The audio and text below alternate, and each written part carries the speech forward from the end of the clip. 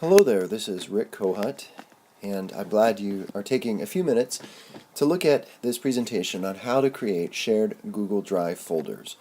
I'm going to walk you through from start to finish on how you can set up Google Drive folders that your students will place material in, and then you will be able to see it and assess it and return it to the students.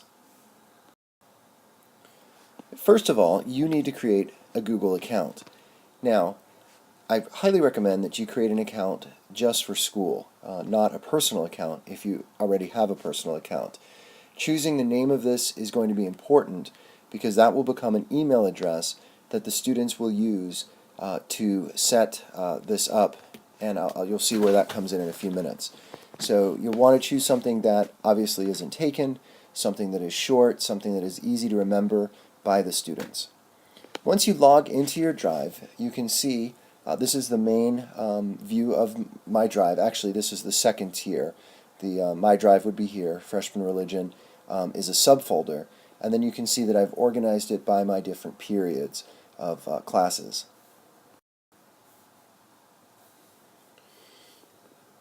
Here you can see the next level down. So these are my third period students. Each of these is a folder that I've set up. Now, when you're sharing folders with students, only one student will have access to the folder. So they're not going to be able to see each other's work the way that we're creating this. How you're going to want to name the folders is up to you. You can see here that I put the students' names and then to me, so that in their folder they'll be able to easily know, in their Drive, they'll be able to easily know which folder they'll be using. So this is how you create a folder for your students. So you go over to New Folder, which would come off of My Drive. Here's where you name the folder. Again, you can see the way that I'm naming, the naming convention that I'm using, and then you will click Create, and it will refresh, and you'll see that the folder will appear. One thing to notice here is that I am doing all of this in Google Chrome browser on my laptop. Okay, you have a Drive app on your iPod, but most of what I'm showing you, you cannot do in the Drive app.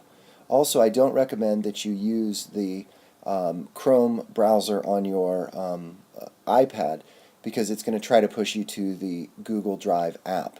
So everything that I'm showing you here, I'm doing on my laptop through Chrome, and I find that everything works best that way. So now we're shifting gears. We're over in Gmail now. So once I have set up folders for the students, what I then have them do is I give them the Gmail address that My Drive has been set up under, and I ask them to use their Gmail address that they have their Drive already connected to. Now, if you're a freshman teacher, all of the freshman students should have a Google Drive, because Tara and I set up those, had the students set those up. Upperclassmen, especially juniors and seniors, you might need to have them create a Gmail account and create Drive. That's something I can tell you in another video or one-on-one how to do, but that's a prerequisite for what we're about to do. So once they have a Gmail account that they're going to use with their Drive, have them send you an email to the email address that you're going to use for your Drive. And I kept it really simple. I just had them put in the subject bar their name and the period number. Now this is important because if their Gmail address isn't their name, you need to know who it's coming from. So I just had the students do it that way. So once they send you an email, you can see here Erin, I'm setting up a folder, a shared folder with Erin. So once she sent me an email, and this is the subject line right there, I open the email up in Gmail, and I kind of float over her name, and this little box comes up, and I can click on Add to Contacts. And when I click that, this screen comes up, and now I can make her a contact. Now, from this screen, I can click Add, and it'll put up more information here, but I actually don't need to click Save on this. What I would do after I see this screen is come over here to Contacts, over here on the side, click on that, and then all my contacts will come up. This is just one slice. I've eliminated the other ones for confidentiality reasons, but you can see that Erin is indeed a contact, and now I'm ready to move on to the next step. Okay, I'm back in Google Drive now, and here's the folder that I'm going to share with Erin, and I'm going to right click on that, and it's going to bring up this list of options. I'm going to click on Share. After I click on Share, this little box comes up, and you need to click on Advanced, because what you want to do, you need to have a larger number of options. So click on Advanced right here. And once you click on Advanced, this box will come up, and this is where you're going to decide who you'll be sharing it with. If you come down here, click on Invite People, and if you have saved your student's email address for this particular student, so I'm doing this for Erin, so I'm going to want to put Erin into the invite line. And because I already saved her as a contact, her name is going to pop up, and I will just find her name here and click on that. Now I'm almost done here. I'm going to want to click this little box right here, Notify People via Email, and I'm going to put a little note in this right here to just say what the email means when she receives the email, and to give her a little bit of instructions. Now, of course, I can copy and paste this from one student to the next. I also recommend that you click Send a Copy to Myself, just so that you know that the email has been sent. When you're ready to go, click Send. The screen will refresh, and now you'll see that Erin and I are sharing this folder. Now, one thing you're going to want to make sure is that they have editing potential. The Can Edit is default. If you drop this down, you'll see that there's some other options there, but you do want them to have editing privileges. So once you get back to this screen, click on Done. Now, you may want to do this in class with your students, so you can walk them through this, because it's not necessarily obvious. So once I have sent the invitation, Erin will receive this particular email right here, and it's an invitation. You can see there's the message that I wrote to her.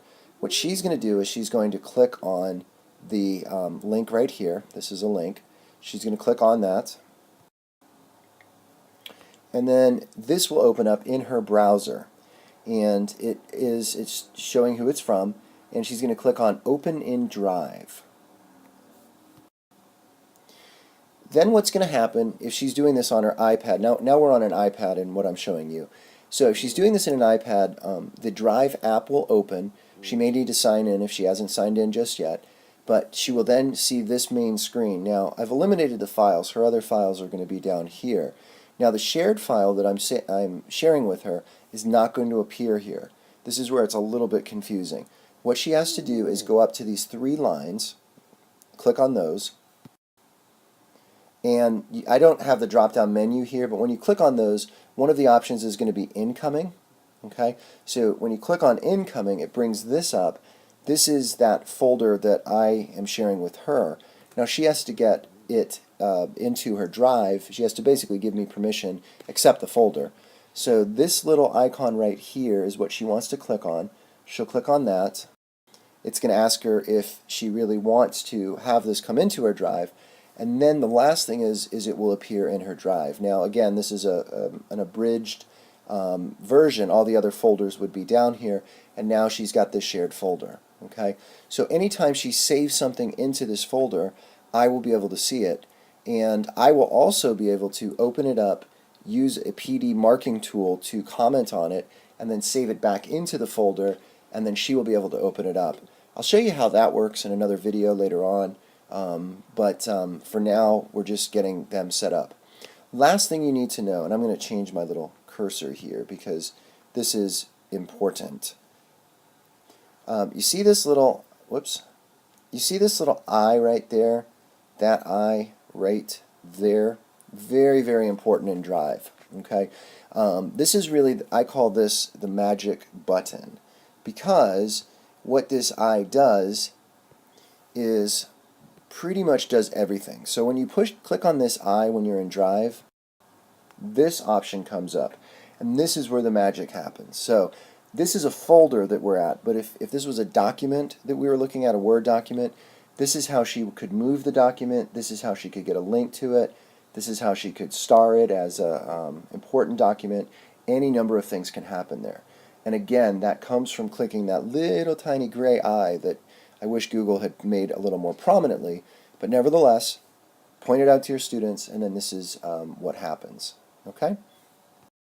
So, do you have any questions? If you do, that is my email address, rcohut@cdeducation.org. Of course, I'm in room 110.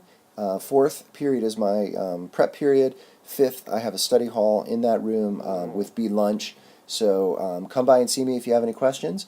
I'll be making some more of these videos, and subscribe to my YouTube channel and pick up these videos as they come. So thank you, and good luck, and happy Google driving.